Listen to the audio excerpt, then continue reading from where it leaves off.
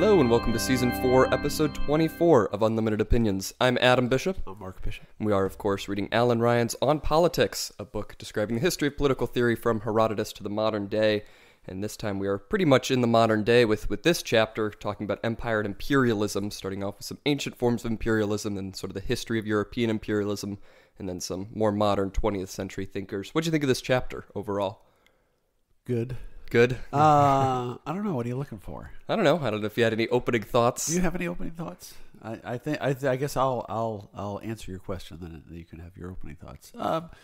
It's wild to see the intellectual basis for just conquering people and taking their stuff. Yeah. Well, I'd never really heard a lot of these reasonings, oh, really? Right? Because a lot of what you're taught in the school is, well, the Europeans did this and it was bad. Yeah, right. And then that's the reasoning. It's just because they were evil and they wanted to conquer, and it was all about greed. And I'm sure that was some of it was about the greed. Yeah, pretty much all of it. But they also had this other system that they developed to back up their claims to this. Well, it was, and I think it was mostly like a theoretical. It was a theoretical underpinning, but the practical didn't follow. Yes, it. yes. It's like, we were trying to bring Christianity to these poor suffering souls, and then you're stabbing and raping them and stuff. Yeah. Well, I think So it's like, I think it's interesting because a lot of what you hear is like, well, Christianity justified the murder of the Native Americans and stuff like that. But what it seems to me from this is that it wasn't on a Christian basis at first. They just wanted the greed, and then they came up with a Christian reasoning to kind of settle their guilt, essentially. It's like, well, we have to, maybe not guilt, but to find a way to make it seem good in the light of the faith. They're not doing this because of the faith. They are twisting the faith to fit what they were doing. Yes, and I don't know that guilt played into it. They're just looking for a justification. They're looking for an explanation of why they aren't guilty. Yes, exactly, yes.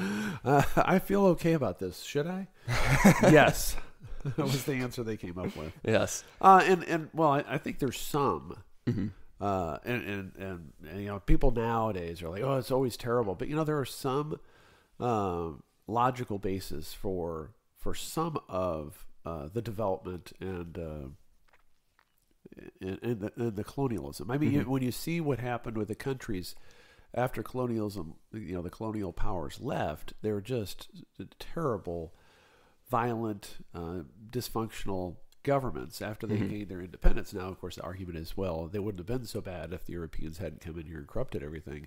But they were pretty bad before the Europeans came along, and that's really kind of not acknowledged in this book. But it's not really about a history of it.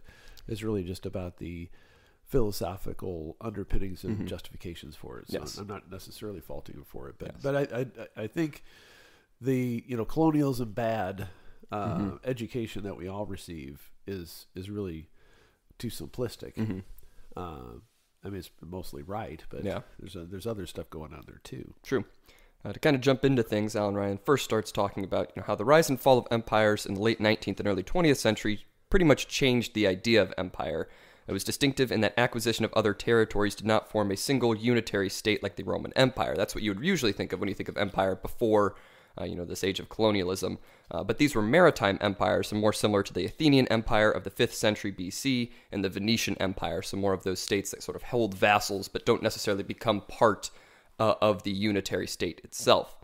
So there was new ideas about the right to rule over underdeveloped countries, and so some of these ideas hardened into scientific racism, some echoed Aristotle's justifications of slavery, and many contained religious tones of civilizing missions.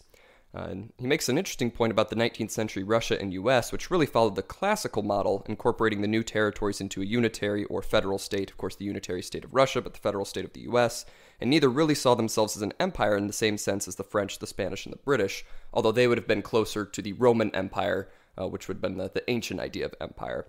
And so he says, this chapter briefly describes the older notions of empire, talks about arguments about when colonization is legitimate, and then leaves the question of whether we are in a post-colonial world up to the reader. So that's sort of the topics we'll be discussing today. Yeah, and I think it's such an important distinction because, as he describes it as, the American expansion westward, the manifest destiny and all that, under a theory of an empire of liberty, that we're, liberating these lands. But there is a difference because the United States had a system set up to incorporate them within the nation and to make citizens of the people. Now, There are exceptions to that with the Native American tribes, which were considered and still to a degree separate sovereigns. That's why you have Indian casinos within states that had gambling illegal because they were a separate sovereign area. And I think mostly the problems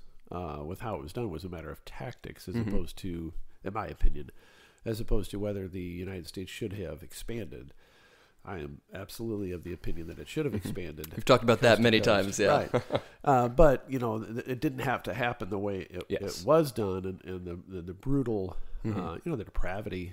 But of course, depravity is on both sides, but it doesn't make it right. The counter murders, or whatever you want to say. But I also think that we should continue to expand. To expand our empire of liberty. And I think in our lifetime, we're going to see us expand south. You think so? I do. I don't, because we are literally suffering from an invasion from Mexico, so we might as well just seize the northern portion of Mexico on a more defensible border, and get into. I mean, it'd be a real mess to govern, but. At some point, we're going to have to do something about the complete lack of law and order on the south of our border, and why not? I always wonder why. When we say we had the Iraq War, we deposed Saddam Hussein, and in some respects, it was against international law. He was a sovereign country. What gives us the right to invade another country?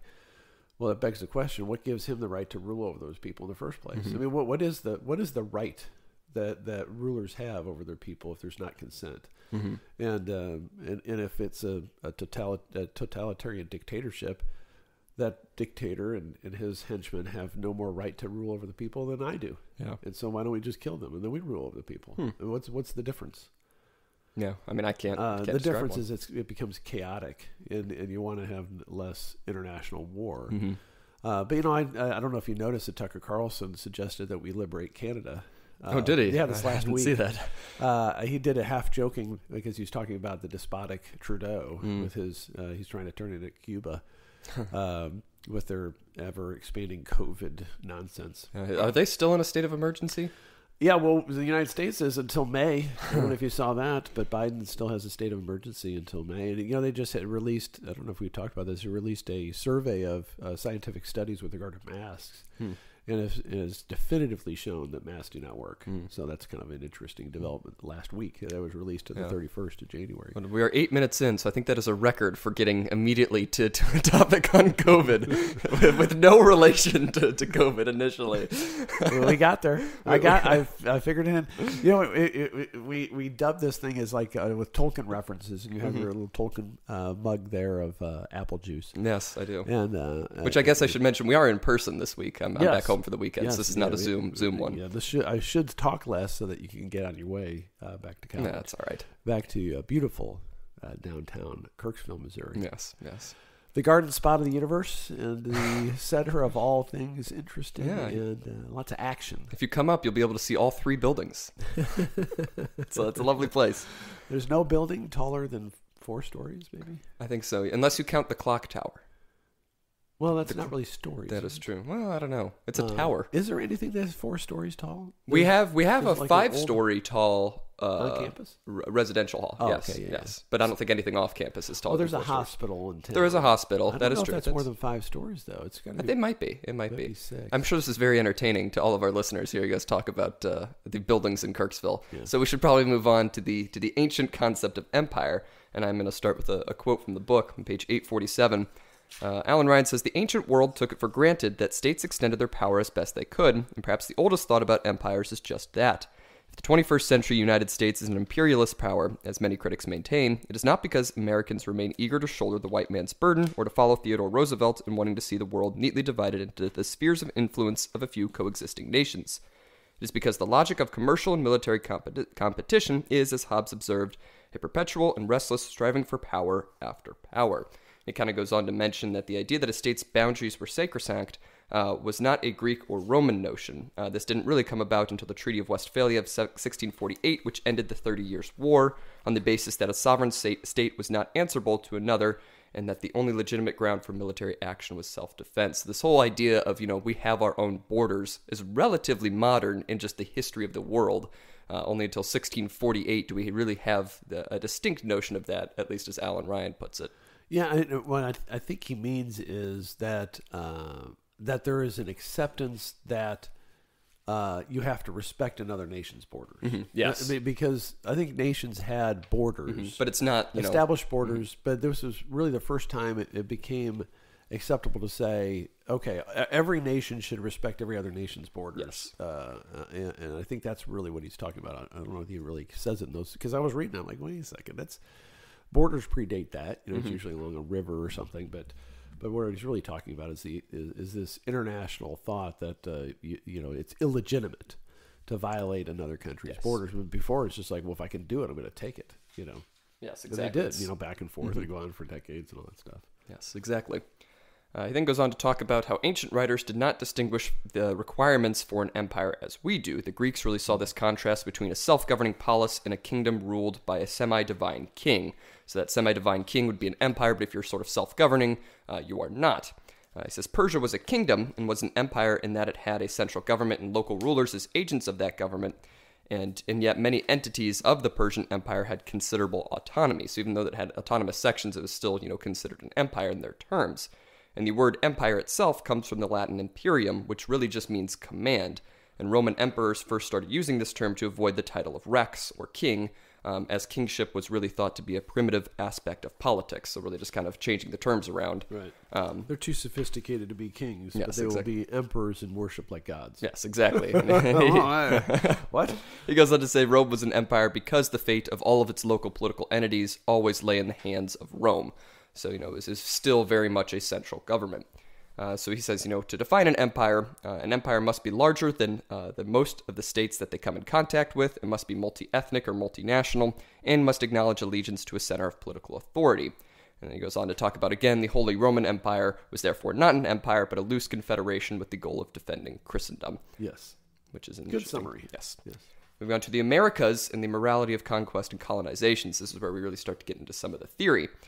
So he says the discovery of the West Indies and the American mainland involved encounters between peoples of very different stages of development and raised new questions about the legitimacy of settlers claiming ownership over territory where indigenous populations were hunting and gathering.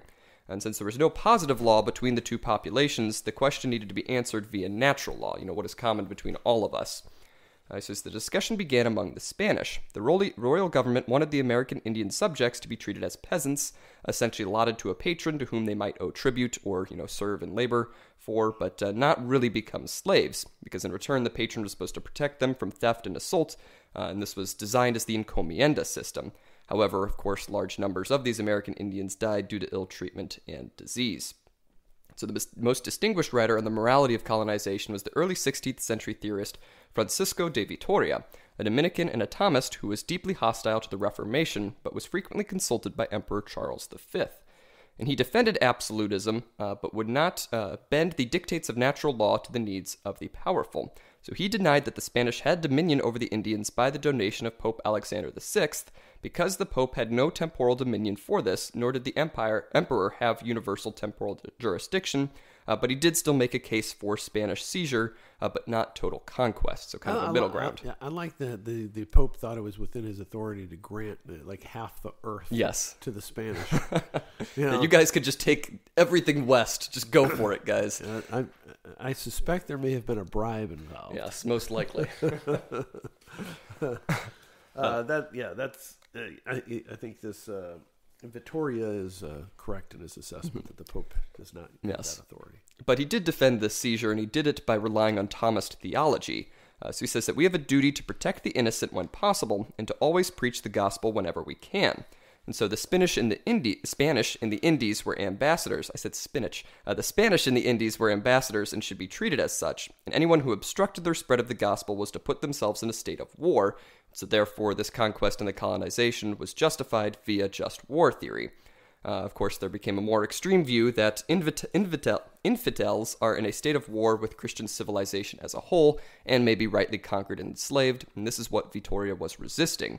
And so you have this Juan de Sepulveda, who relied on Aristotle to claim a legitimate goal of war was to reduce unwilling slaves to their proper enslaved condition. And so then Emperor Charles V later heard the opposing views of Sepulveda and this other guy, Bartolomé de las Casas, who wrote heartbreaking accounts of the destruction of the Caribbean Indians. But really he did this just searching for a way for Spain to establish its legitimacy of its military actions to establish colonies.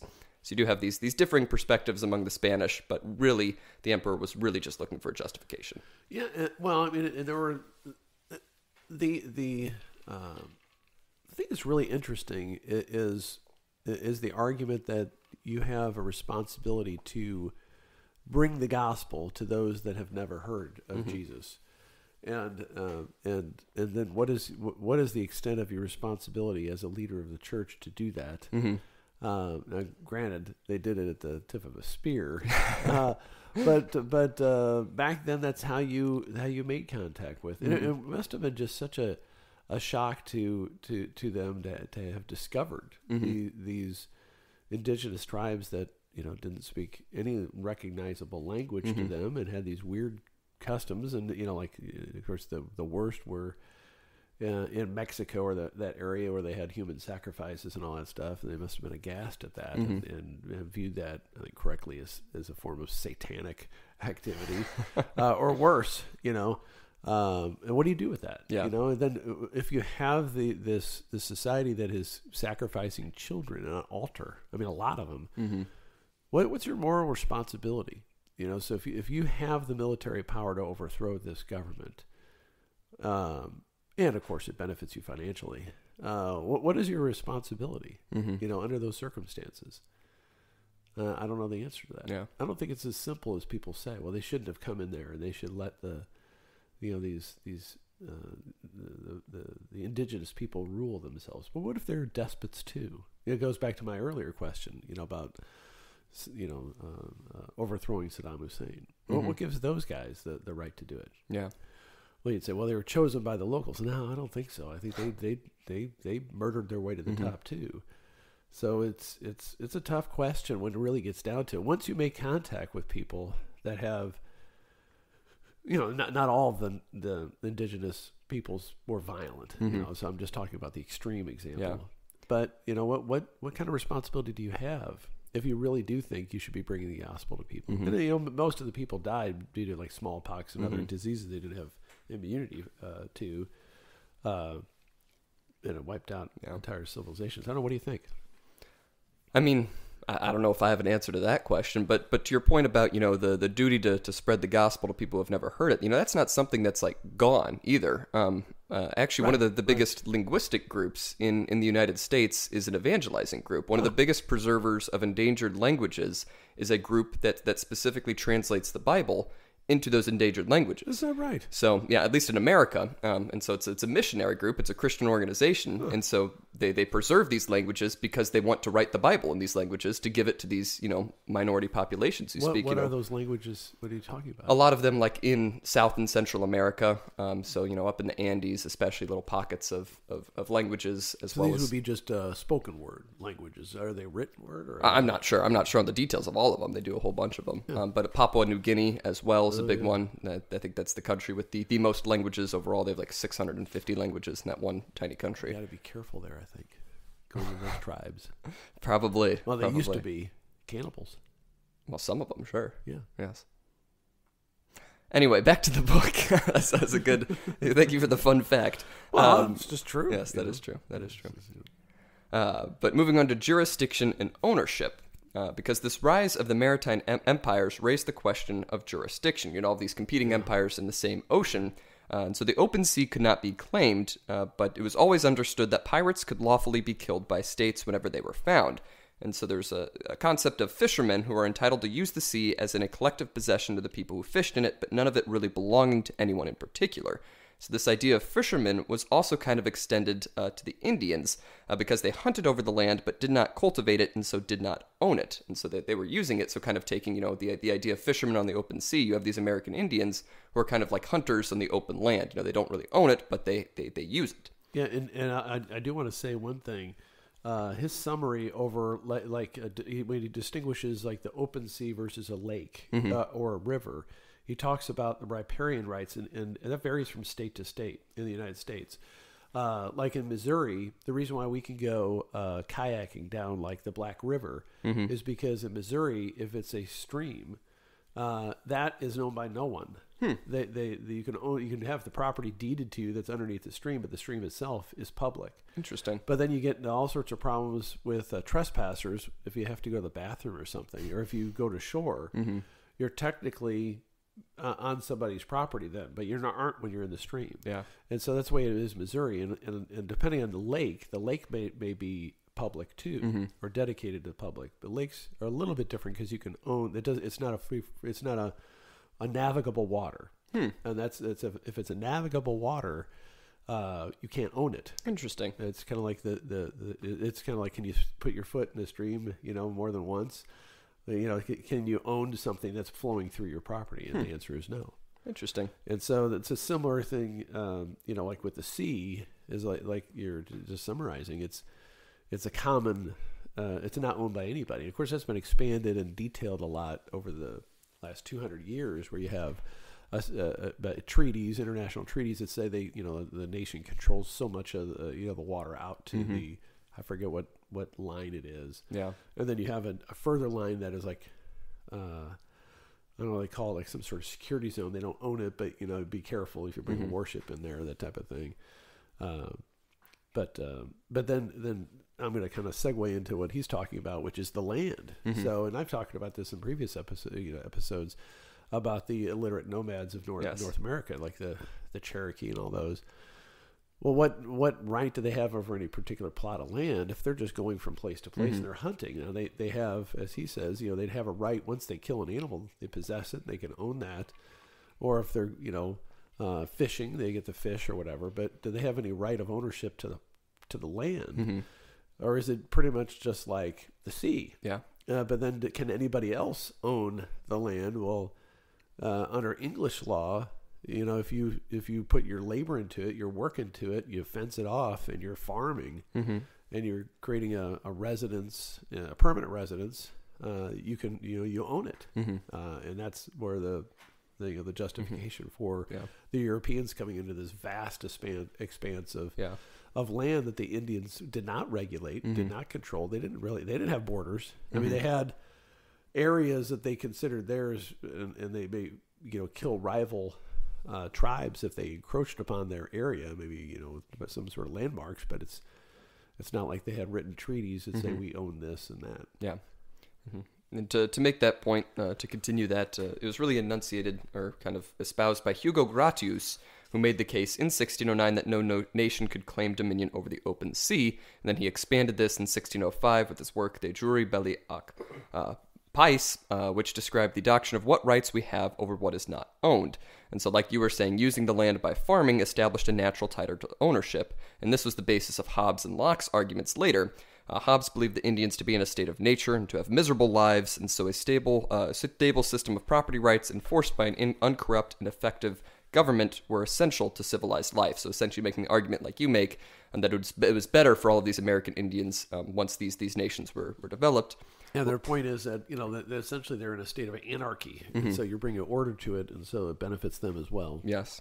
And then Locke also argued that point you pointed out earlier, that while Indians had a title to the deer they killed and the acorns they gathered, they had no title to the land, and so Indians losing access to it would be no loss, especially considering the great lives of English settlers. He points out, an English settler, at the time lived better than most kings on the continent because of just the variety of resources that they had there. Yeah, the Indians should have fenced it off. Yeah, I mean, that's the argument that he makes. Yeah, plant some corn. And then we move on to the Valladolid controversy between Sepulveda and Las Casas, what I was talking about earlier with Emperor Charles hearing those two arguments. And this hinged on the question of whether the Indians were capable of self-government or were natural slaves. So the Swiss theorist Emmerich Wadel argued in 1758 based on the distinction between civilized and uncivilized, and declared that there was actual civilization in Central America, and even though it was pagan, its conquest was unlawful. However, Vattel approved of the British colonization of North America because there was no civilization in place. Just to read from the book, he says, "Put simply, the savages of North America had failed to meet the natural law obligation to cultivate the earth and make it productive. They had possession but not ownership of their lands under natural law, and no right to prevent settlement if it was done within just limits." Nonetheless, he approved of the fact that both the New England Puritans and the Quakers in Pennsylvania had gone out of their way to purchase land from the native inhabitants and had not simply seized it. So even still, he's like, you guys had no obligation to do so, but still you're seeing these settlers, they are doing, somewhat of the right thing and actually, compensating them for it. Then he makes an interesting point about Thomas Jefferson, which I had never heard before, and he later used Vattel's arguments to argue that Indians had to choose between becoming freeholding farmers and being driven into the woods to starve. And he actually was in favor of chasing all of the Indians out into Canada to ensure that they starved to death in the woods, which is pretty grim. Well, there's a lot of hatred of the Native Americans because the British used them as an auxiliary force in the War of 1812. So I don't know if he made those statements before that, and then of course some tribes were used by the French in the what is it called, the French Indian War? Yeah, French Indian War before the Revolution. So there's a known history from these people that lived through those skirmishes and those wars to know that well, not to know it, but to have the feeling that they had no sympathy for the locals, so to speak, because they were an armed camp within our country. Yeah, and so it was a pretty harsh statement, but should not come as any big surprise. Yes, that is true. Yeah, he hated the Indians. We then move on to the mission Civilizatrice, which is kind of moving on from here. The idea that empires were justified as a means of civilizing native peoples became commonplace in the late 19th century as a result of the scramble for Africa, but it was more often the object of attack in the 18th century. And so here you have Burke and Montesquieu both arguing that we cannot, remodel our own society on a simple rational plan, and therefore we cannot interfere in an alien society without causing unpredictable effects. And then the French philosopher Denis Diderot mocked this mission civilisatrice.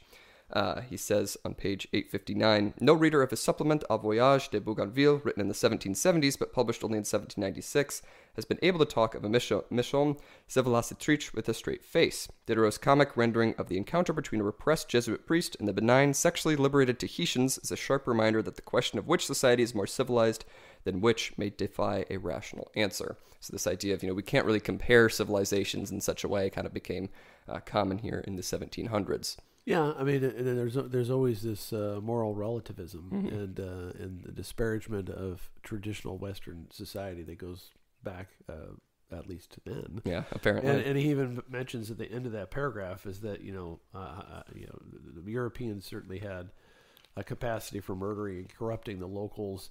But he mentions he's talking about people who live perfectly happy without most of our own vices, as if they're, again, this innocent group of pious humans that live in the state of nature and don't sin. They have the same sins. Okay, they may not have it as organized an effort to murder and steal and stuff as the colonials did, but it's not like they didn't have the same vices. Yes. They may have had maybe a different organization, but and maybe it was better. But it's to say they didn't have our vices, that's just crazy. True, very true. He says that Kant argued that the point of history is to perfect the qualities of humanity, but this cannot be done by one person, but only in the human race as a whole. So a civilizing mission was the hidden purpose of history, but not something that the more favored imposed on the less favored. So it's not, the stronger country can just civilize, a weaker country. It has to be done by all mankind simultaneously. And then later in 1853, John Stuart Mill appeared before a House of Lords committee to defend the East India Company's government of India. He argued that it had been a government of improvement, widening literacy, paving roads, and introducing railroads, but also began the process of teaching the Indian population the arts of self-government. And so once this task was completed, the British should just leave India. But he never suggested that a civilizing mission entitled a country to acquire and control an empire. Essentially, the argument he is making is if a more advanced society found itself responsible for an underdeveloped one, it had a duty to work for its improvement. So not necessarily don't go out of your way to conquer these people, but if they are already in your care, you should do what you can to improve their lives and make them self-governing. And these arguments about whether you should just leave people alone or whether you should try to help them out is like half of the Star Trek episodes. Really? Yeah, when they come in contact, the Prime Directive. The Prime Directive is that you don't interfere in the development of a less advanced civilization. They have to develop naturally, even if they're about to blow each other up. You just got to let them blow each other up because maybe they'll learn a lesson or something. But it's the same kind of discussion. Do we have the right to essentially improve the lives of people that are living in squalor with a corrupt government? And no ability to self-govern effectively, and I'm sympathetic to that argument that they do, but of course it was so exploitive and it was really racist. I mean, they're really the British, but of course the Indian we're talking about the India Indians, have huge race and class divisions more than the British ever even considered. Especially the caste system. I never even thought of the dividing people up as they have had, and so I'm sympathetic to the argument that that you'd have a right to go into another country if that it's a net positive for that other country, and I don't know that it was, but certainly India did benefit to a certain degree from the railroads and the improvements that they would never have had. And of course, Marx, we're going to read in a minute, was like, right on. Bring them into the 20th century or the 19th century, and then they'll get their wealth, and then they can have the revolution and the socialist utopia. Yeah, we'll get to Lenin a little bit later, but he does have a quick aside about Marx. He saw imperialism as a progressing force, but it was unjustified as it was founded on greed and exploitation. Right. So, it's good that it, progressed people, but bad because greed and money and such. Right. Typical of what you'd expect of Marx. But my argument is it's just a matter of tactics. I think if you're helping them, great. You can't go into anywhere and just indiscriminately kill people and steal their stuff. That is true. But if you're going in there, there's nothing wrong with making a profit while you're helping everybody. Well, it's like that. I forget who said it, but it was that quote about the British in India. About stopping the practice of burning widows. Yes. When the husband died, the widow would be traditionally burned. Right. And so they're like, well, who are you to interrupt this way of life? This is just the Indian way of life. And the British responded, well, it's the British way of life to stop people from burning women. It's like, well, yeah. It's the British way of life to kill, to hang those that would burn to death. Yes. Old ladies. Yes. And we're going to enforce our culture when we see it, and thank God they did. I mean, there's it's not all bad. Yeah. It's a controversial thing to say that not all colonialist action was bad. Yes. There's a lot of good in there too. Tocqueville, however, had an interesting belief. He articulated the French ideal of the civilizing mission in Algeria. He says France needed to take its rival Britain seriously and extend its power. So Tocqueville believed that colonialized people lost a great deal. Like, he was not just unaware of all the bad things that happened, but all of these bad things were justified by the French desire for glory and the spread of French civilization, and that this was the true doctrine of the Mission Civilisation. Yeah, he was so what? Yeah, that's what was his argument. That's what we wanted to do it, and we should do it. So there you go. We're the French, and we're the best. Whatever happens, happens. To make the French spread. But then we move on to a short discussion on racism, both classical and scientific racism. And Alan Ryan argues that it's possible to think of Aristotle as the father of scientific racism, but he really didn't distinguish between a genetic incapacity and an incapacity produced by unfavorable environments. Yeah. He said that the Greeks alone are fit for political life, but there's no suggestion that the Scythians and the Persians might be forcibly recruited to be Greek subjects, essentially. So, it's just this idea that the Greeks have naturally had it better, either because of their environment or because of who they are, but we're not necessarily supposed to spread this Greek way of life, at least according to Aristotle. And Algernon Sidney also kind of looked at Asians and Africans in the same way, acknowledging them as natural slaves, but also never proposing a civilizing mission. However, modern forms of racism go back to at least the 18th century when the naturalist Linnaeus classified human races and non-human organisms, and then these classifications were given new life with Lamarckian and Darwinian evolutionary theories. But the intellectual founder of scientific racism was the Comte de Gobineau, an aristocratic diplomat and an anti-Semite in a very strict sense. He hated both the Jews and the Arabs, so literally just the Semitic people. And he was a critic of democracy and mass politics and thought entirely in racial categories. And the reason he disliked empire was because that they led to the deterioration of the higher race. You know, once you bring in all of these lesser races into the empire, they're going to mingle and it's going to destroy the higher race, which that is the idea of scientific racism, of course, founded on the belief that some races are just scientifically, biologically better than others. Yeah, and it's wild to read about that. You know, that people actually thought that was true. But it was a different world then. I mean, even like the British thought the Irish were like subhuman, and a lot of that had to do with the fact that they wouldn't let them go to school, and they were desperately poor, eating like one potato a week or something, and so they were pretty rough around the edges. But there's a tendency to otherize the enemy or the people that you want to subjugate. Yeah, it's wild stuff when they start getting to scientific theories about how some people are not human. You know, it's wild stuff. True.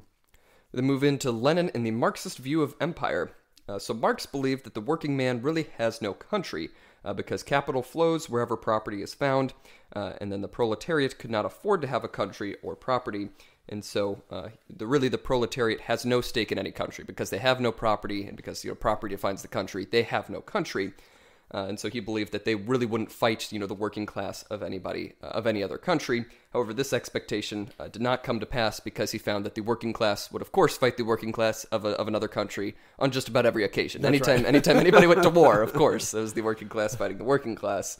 But Marx and Engels gave approval to some nationalism, interestingly. He says those whose aspirations for a national identity would promote the long-term interest of workers were progressive. So as long as your nationalism promoted the long-term interests of workers, you were still a progressive and not a reactionary. Yeah, I mean, it's their form of situational ethics. Yeah. Like he has this overarching thing that nationalism is bad and we're all the same, except for when nationalism suits our purposes. Because they don't really have a code. They don't have any ethics. Yeah. Marxists. But he says they aren't even consistent with their own beliefs. That is true. He says the fully developed theory of Marxist imperialism really came 2 decades after Marx's death. He says capitalist competition implied that monopolies would be prominent in modern economics. There would be an alliance between the finance capital and the industrial capital, in which the banks would take a controlling interest in industry through loans that the industry was dependent on. And so both Marxist and non-Marxist became obsessed with the idea that underconsumption would become a major feature of capitalism. Essentially, you're producing too much, and the people that are supposed to be, buying from you don't have the purchasing power to buy enough of your products for you to make a profit.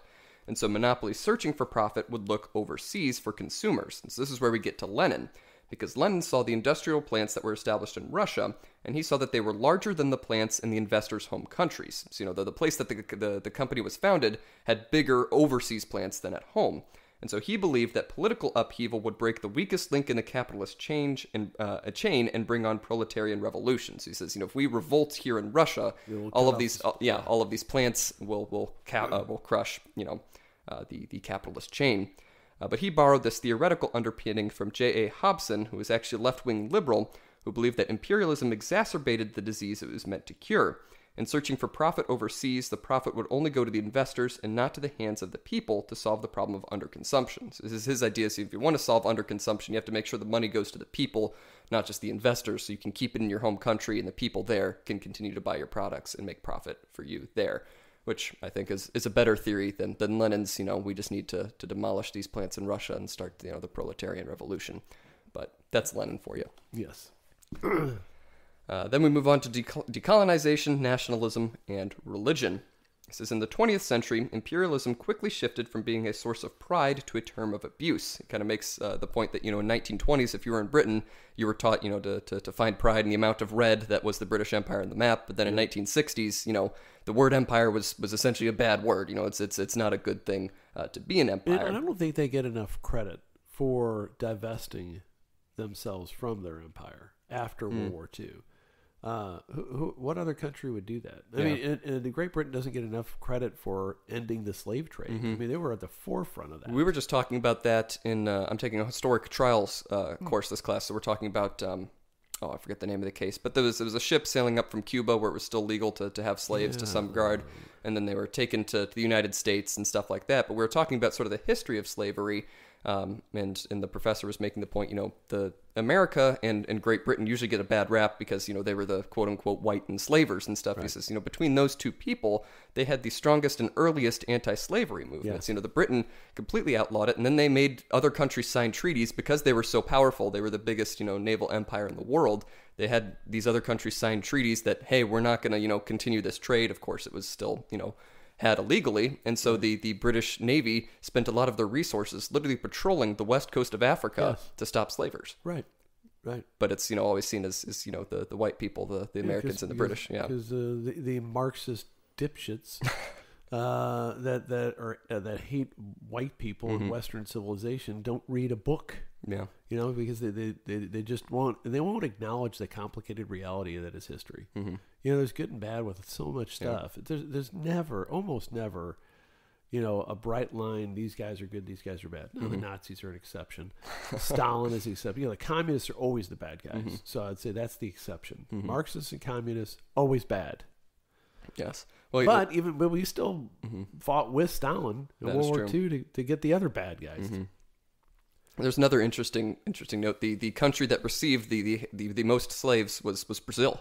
Out of anyone in the New World, it was Brazil. They received like 37% of the total amount of slaves. America was at 9%, I think, of total slaves from Africa. Brazil's a wild country. Yeah, I'd like to visit there someday. When it's safe. Good luck. There's a lot of controversy going on there with the last presidential election. Yeah, stop the steal. To get back to the book, Alan Ryan says the downfall of modern imperialism was that the imperial powers imparted to their subjects a great desire to be citizens of their own nation state. He says, however, there's little consensus on what constitutes a nation. He says there used to be a great overlap between the people and the nation, really constituted on lineage from ancestors, as seen in the Israelites of the Old Testament.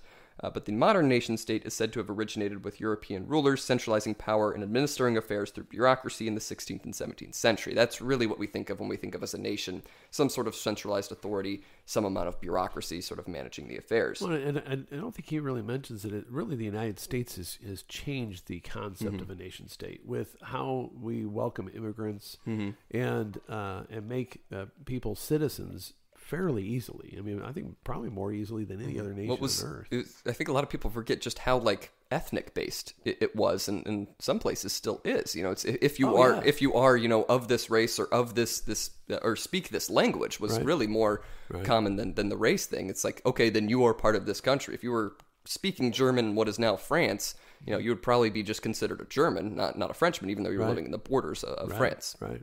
Which is an important distinction. Try to move to Japan and become a Japanese citizen. Try to own property as an American in Mexico. Yeah. It can't happen. Mm-hmm. He then goes on to talk about the importance of a felt sense of national identity. He says the importance of this is undeniable. Once you have this sense of national identity, you have a lot of power. He says nationalism is seen to trump socialism in just about every circumstance. He says when the colonial powers left, they almost always left behind socialist states that then became failed states, but they invariably set the preservation of their nationhood ahead of their socialist ambitions. So even though they proclaimed to be socialists and proclaimed to be, the whole working class united, it was still very much concerned about making themselves an actual nation, not necessarily spreading the socialist message. I'm going to read just a couple sentences from the book. I like what he says here. He says, the tone of these paragraphs may appear to imply that nationalism is to be deplored. It is not clear that it is. Modern states rest on complicated economic foundations. They need some unifying principle to provide cohesion and dissuade individuals from picking and choosing which laws they will and will not observe. The unifying principle also needs to be political, not familial. Family loyalty enables families more effectively to protect their members, but equally allows one family to exploit another and the larger society. Skipping ahead a few lines, a society could advance towards modernity only under the umbrella of political unity. The liberal political regime required for progress needed a unified and efficient legal system, which implied control of a national territory. That, in turn, implied a national consciousness. Correct. So again, the idea of, colonialism being a bad word. Also, you hear a lot of times nationalism as a bad word, but the principle of nationalism, I think, is a very important principle for any nation. I don't think you can be a nation without some sort of nationalism. Correct. That's just impossible. And it's just a ridiculous concept that being a nationalist, being in favor of your own country as opposed to any other country, that somehow that's a horrible or a bad thing. Mm-hmm. It's like saying, it's like, if you're in a Rotary Club, you're a Rotarian. It doesn't necessarily, you want to help the Rotary organization, you're a Rotarian. It doesn't mean you're going to war with Kiwanis Club, the Kiwanians or the Optimists, but if you're going to volunteer your time, you're going to volunteer your time for a Rotary event rather than an Optimist event. It's a similar thing, but, with nationhood, you're a United States citizen, act like it, you should be prejudiced in favor of the United States as opposed to another nation. You're part of the club. It's our club. It's like the old line from the Animal House movie. They can't treat our people like that. Only we can treat our people like that. We should have that attitude about all American citizens. We're in this club, and if you don't have the club, then you don't have a nation. Yeah. So what are you doing? It's just anarchy. Well, that's what I find. I think it's like really contradictory. A lot of the times you see the people who are like, anti-nationalism, blah, blah, blah, blah, blah. And they're also very much in favor of, the United States, going out and, having these humanitarian missions while also being like, right. Well, those nations, we can't interfere with those nations. Right. And it's like, it's such a conflicting sense of, what is what. It's like all of those nations, they have, definite borders. They have their own nationhood. Right. But we do not.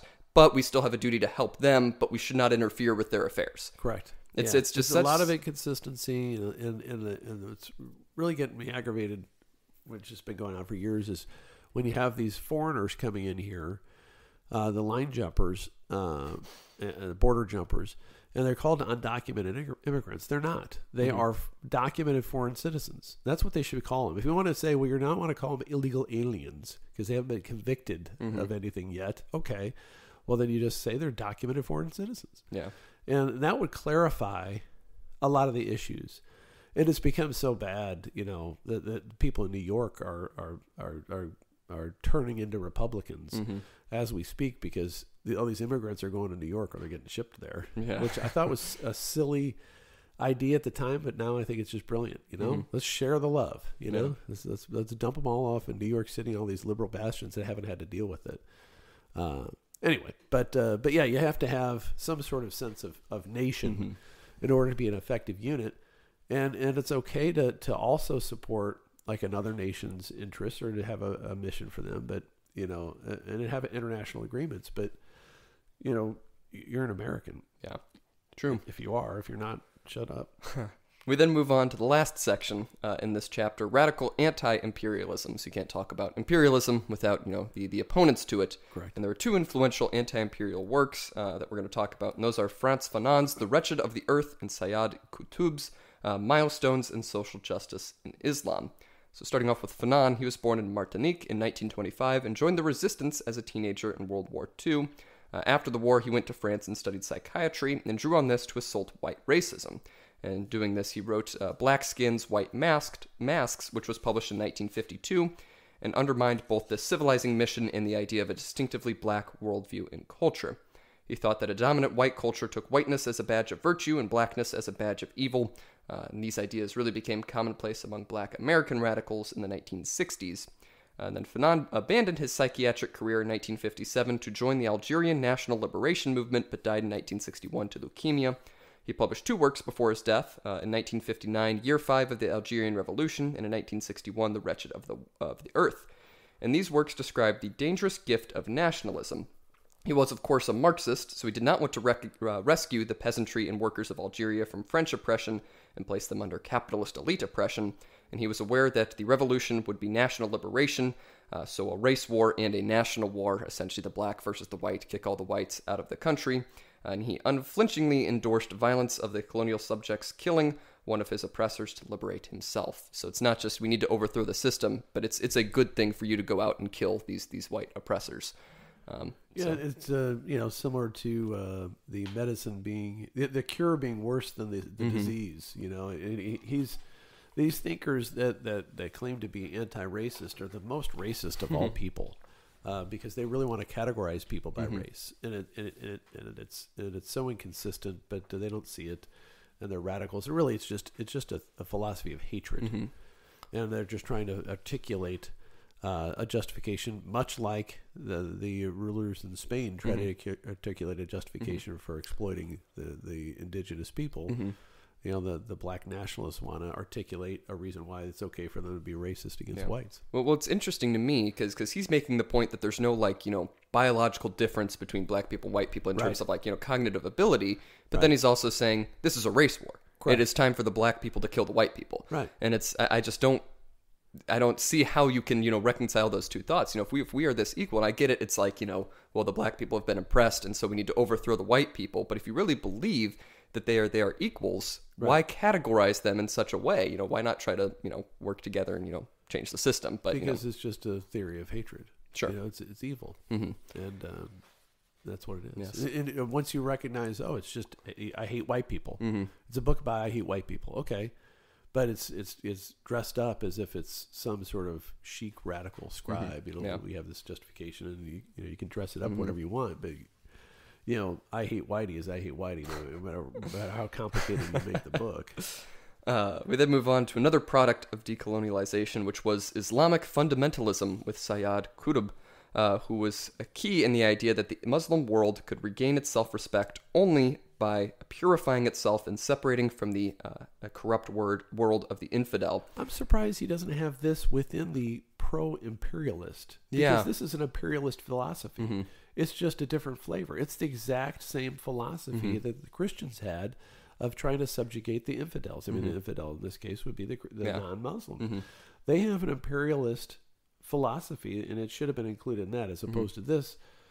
What's this section? This was radical anti-imperialism. Yeah, it's not anti-imperialism. It is imperialism. Yeah, I think the reasoning is that they were the subjugated, essentially. And so he's coming from the view of we are the subjugated and the weaker, and we need to rise up and become the stronger, as opposed to the Europeans, who always acknowledged that they are the stronger and they are subjugating the weaker.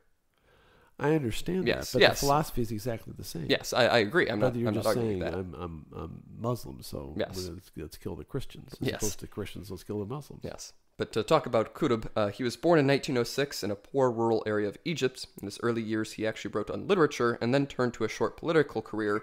And this was short because he spent most of the last 10 years of his life in prison under the regime of Colonel Nasser. He was Colonel Nasser. That's what they used to say. Yeah. Probably. He was released in 1964, but rearrested, tried, and executed in 1966. In 1949, he published Free at last. You're back in jail. Here's the trial. Yes, in 1949, he published Social Justice in Islam, while in the U.S. getting a master's degree in education. But he found that's a great time spent educating this guy in our universities. Yeah. But he found the Western world repulsive and was shocked by the loose behavior of young Americans, especially women. He's not wrong about that. Yeah, and then he turned towards more extreme Islam, but he was also kind of, sick of this idea of modernization and how that's, available to everybody. And the liberals are so shocked that this happens all the time. If you bring somebody who's from a traditional religious background, whether it's traditional Catholicism or Christianity or Islam or some other, more traditional religion, you bring them and you plop them in the middle of New York City, they will be aghast and they will become anti-capitalist and anti-American. And they think it's like, oh, we're bringing them here and we're going to convert them to, a secular capitalist society. No, it's repulsive. Yeah. Anyway. That is true. Put them on a farm in Missouri and they'll be all right. They'll be like, oh, this isn't so bad. These people are nice people, and they work hard. And they dress modestly. And they don't use the Lord's name in vain. And they go to church on Sunday.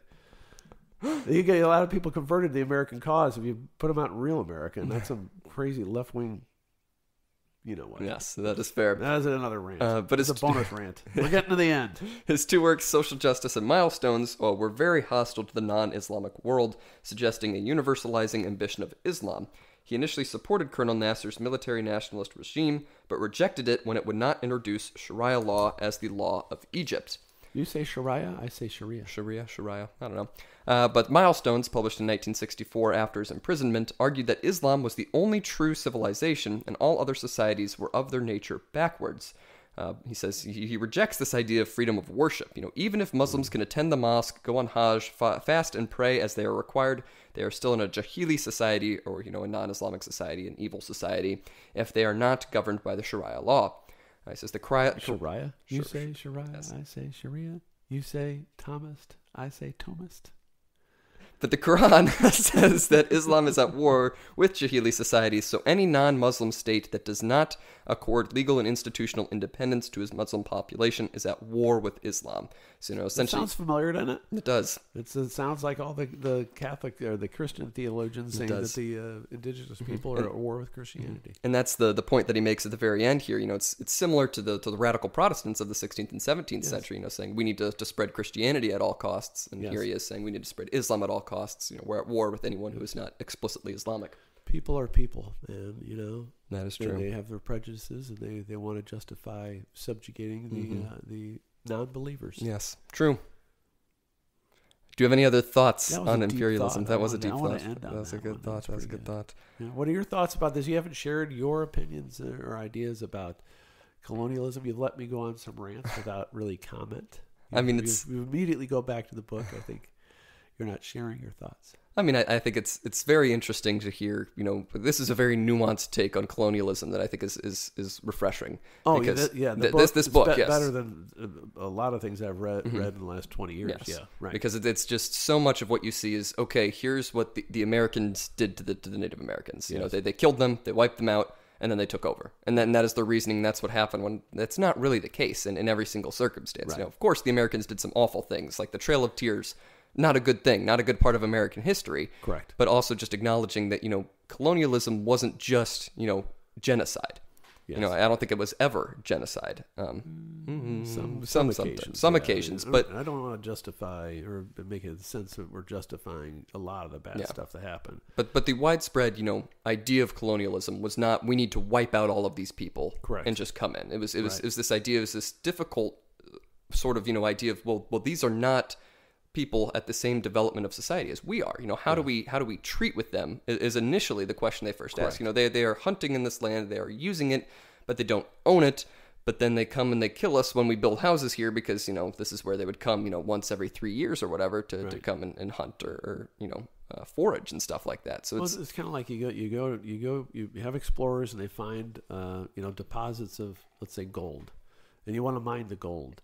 Well, you have to. How do you come to agreement with a local leader on setting up a mine? In a port and all that stuff, and that's hard. That was hard for them to do when they have, tribes there that are just not at the same level of sophistication as far as the legalities of are concerned. So I think a lot of it stems from that, and of course they were just.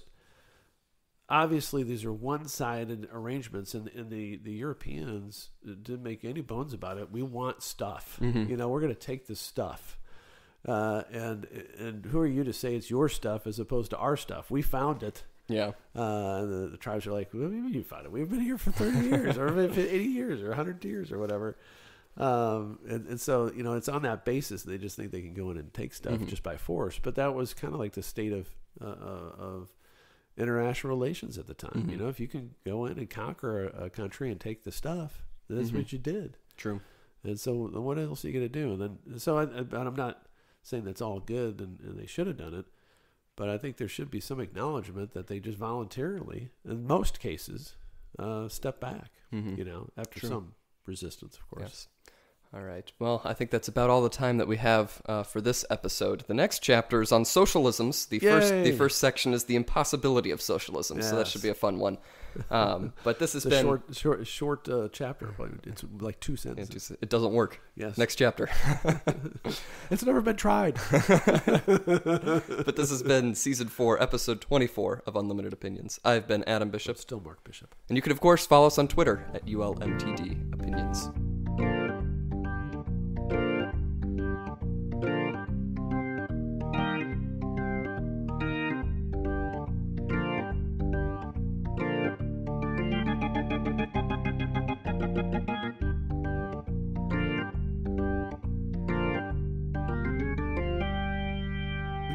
those T-shirts. We do. We sure do.